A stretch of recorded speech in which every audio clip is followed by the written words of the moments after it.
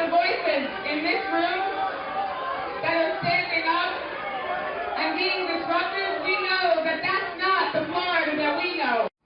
Well, what you were looking at there was Debbie Wasserman Schultz being booed out of town, and essentially that was more ripple effects of the WikiLeaks email bombshell. Joining us now is the man who is challenging Debbie Wasserman Schultz for her congressional seat in Florida. Tim Canova is with us. Tim, you filed a complaint with the Federal Election Commission against Debbie Wasserman Schultz. What do you allege that she did to you? Well, Stuart, actually, we have not filed the complaint yet. I have lawyers who are drafting a complaint. We're looking into this. It would appear that she has used DNC resources to help her own campaign.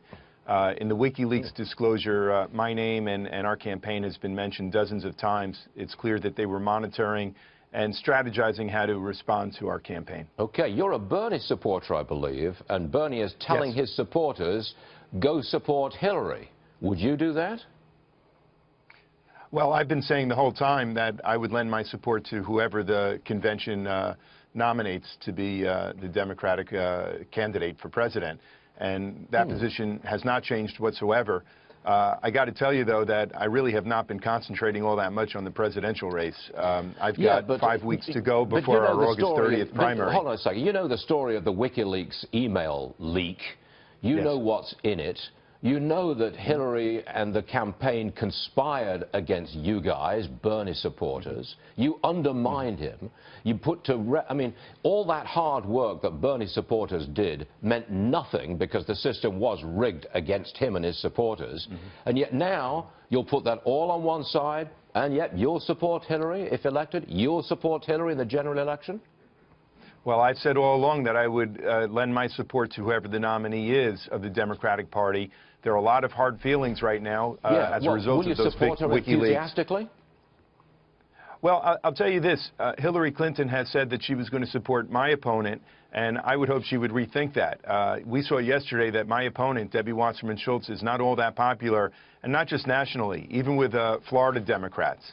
And I would hope, really, the question, Stuart, should be whether Hillary Clinton or whoever the Democratic nominee is, if it is Hillary, whether she will get behind my candidacy, especially after I win the August 30th primary against Debbie Wasserman Schultz. Okay. I was watching the convention and the speeches last night, and there was a lot of really far-left stuff, especially from Bernie and from Senator Warren.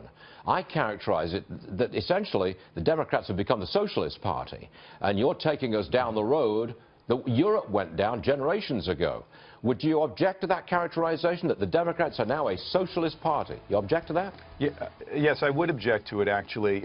You know, the Conference Board, which is a big business organization, had a report some months ago called Crony Capitalism.